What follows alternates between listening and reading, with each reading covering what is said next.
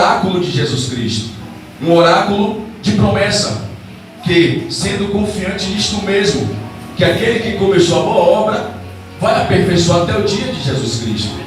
E o que acontece é que Paulo se alegra com os irmãos de Filipos, porque Paulo diz que os irmãos cooperavam com ele, mesmo na sua tribulação, mesmo nas suas prisões, mesmo na sua graça e confirmação do Evangelho. Além do mais, que os irmãos de Filipos, eles se alegravam com a prisão de Paulo. Mas eu quero falar sobre isso um pouco mais além. Note que no versículo 1 diz assim: Paulo e Timóteo, servos de Jesus Cristo, a todos os santos em Cristo Jesus que estão em Filipos. Paulo, ele consegue colocar duas situações distintas neste versículo. Paulo, ele nos revela através da Bíblia que o crente, mesmo estando em Filipos, ele deve ser santo em Cristo Jesus. Paulo, ele também denota algo muito importante, que o crente deve ter o seu posicionamento, e assim, mesmo que ele esteja no seu estado. Eu quero que você diga comigo: o meu posicionamento difere do meu estado. Difere do meu estado. Então Paulo, ele faz duas distinções aqui. Ele diz que mesmo que a todos os santos em Cristo Jesus que estão em Filipos, ele fala dizendo: olha só, você pode até estar em Filipos, mas você tem que ser santo em Cristo Jesus. Você pode até estar no trabalho, mas você tem que ser santo em Cristo Jesus. Você pode estar na faculdade, na escola, você pode estar na sua vizinhança, mas você tem que ser santo em Cristo Jesus. Independente do lugar onde você estiver, o seu testemunho tem que ser em Cristo Jesus. Ainda que seu estado seja momentâneo, mas a sua posição deve ser permanente. Porque o crente, uma vez salvo, que tenha se perdido novamente, ele falha em reconhecer a posição. Ele fala em reconhecer que o seu estado deve ser diferente da sua posição. Então, aquele que está em Cristo Jesus, ele foi uma vez justificado pelo sangue de Jesus. Então, alguém pode até tentar tirar a coroa da vida, alguém pode até tentar tirar a vida eterna do crente, mas uma coisa eu quero dizer para você: você que permanece, você que está posicionado em Cristo Jesus, alguém vai se levantar, mas uma coisa eu quero dizer: que Deus te sustenta pela sua mão.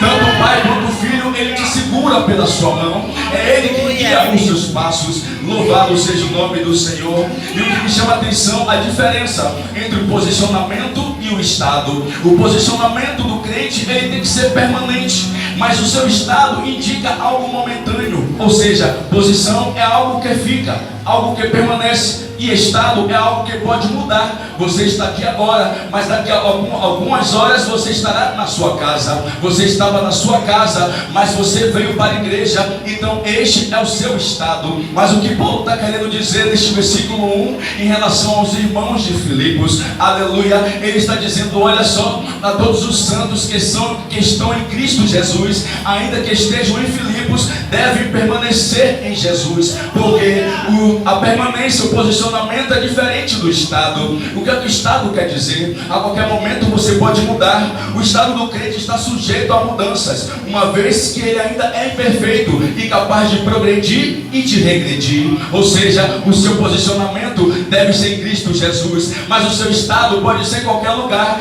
Você tem que ser crente aqui na igreja, ser crente no seu lar também. Você tem que ser crente aqui na igreja e ser crente na rua também. Você tem que dar um bom testemunho aqui na igreja e dar bom testemunho no meio daqueles que te cercam.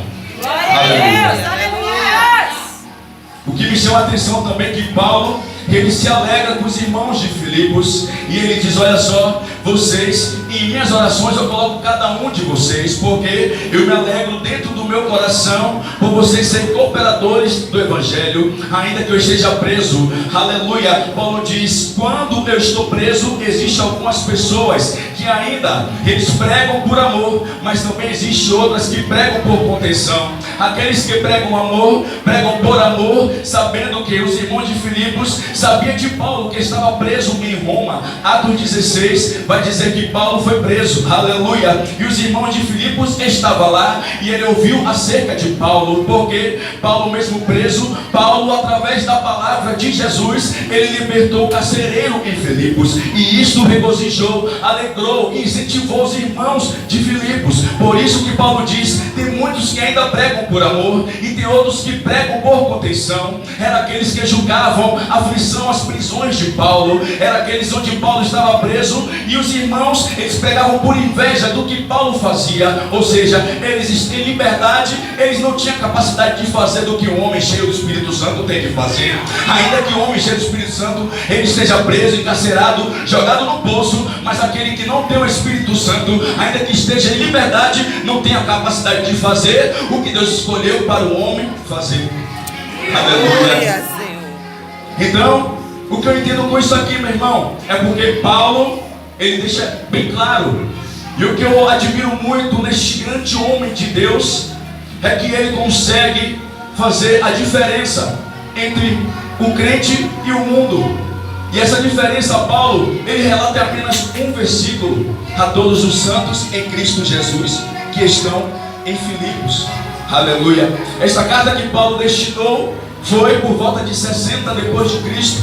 Então ele destinou aos irmãos que estavam em Filipos, ou seja, mas aqueles que permanecem em Cristo Jesus, aqueles que ficam em Cristo Jesus. A sua posição difere do seu estado. Eu quero dizer uma coisa para você nesta noite, o que está escrito em Colossenses capítulo 1, versículo 23: se permanecerdes fundados e firmes na fé, e não vos moverdes da esperança do Evangelho, que tendes ouvido, do qual já foi pregado a toda criatura debaixo do céu. Aleluia.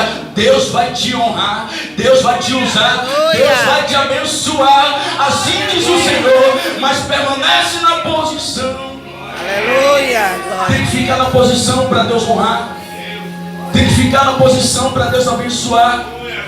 Como que quer receber bênção de Deus, está fazendo qualquer coisa como quer? Não é assim, irmãos. Paulo sabia que as escolhas e decisões partem de nós, mas a direção cabe a nós entregar nas mãos de Deus. Paulo entende que ele não podia reter aquilo que ele podia perder. Paulo não podia, aleluia, dar valores temporais, mas sim ele tinha que buscar os valores eternos. Por isso que Paulo disse, olha só: ainda que julgue aflição as minhas prisões, melhor seria eu estando com Cristo. Porque para a vida, viver é Cristo, mas o morrer é ganho. Porque Paulo sabe a coroa que está reservada no céu para ele. Paulo sabe daquilo que está guardado, reservado para ele, porque ele sabe que ele não correu em vão. Paulo diz o seguinte, aleluia, em Timóteo capítulo 3: muitas atribulações, perseguições eu sofri, mas o Senhor de todas elas me livrou. E a esperança de Paulo nesta passagem era de ser livre, porque ele sabia que aqueles irmãos que pregavam por amor, por assim Paulo estar preso, aqueles irmãos estavam apresentando Paulo em oração, e a esperança de Paulo era de ser livre e voltar a conhecer, voltar a visitar os irmãos que estavam em Filipos. Louvado seja o nome do Senhor Jesus. Eu quero dizer uma coisa importante, porque aonde o homem põe a mão, Deus não interfere. E aonde Deus põe a sua mão, o homem não tem o direito de interferir.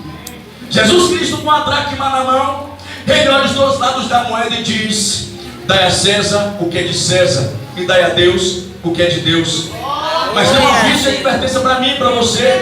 Você está preparado para sofrer a consequência?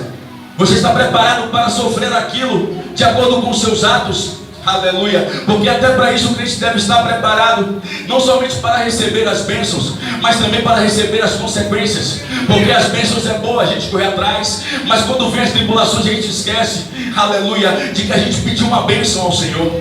Louvado seja o nome de Jesus Cristo. Aleluia. Então eu quero dizer que ainda que você se atente para isso. Por quê? Porque você deve ter cuidado para que onde você pôr a sua mão seja no lugar indevido.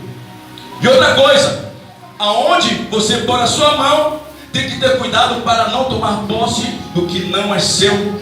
Louvado seja o nome do Senhor. Eu quero fazer uma pergunta para a igreja nesta noite: quem foi o primeiro rei de Israel? Saul. Quem foi que escolheu Saul para reinar em Israel? Foi Deus.